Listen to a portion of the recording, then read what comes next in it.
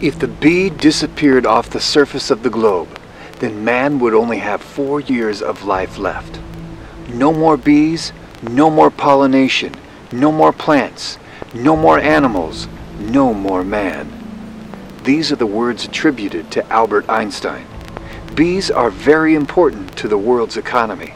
More than a third of the food we eat is pollinated by bees.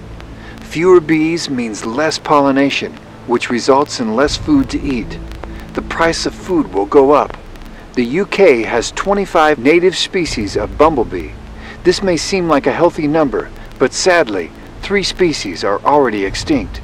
2 are critically endangered, and the rest are declining in numbers at an alarming rate. Bees are dying from a number of things: climate change, disease, and insecticides. We cannot control some of these problems very easily, but we can stop using insecticides, and we can stop using them now.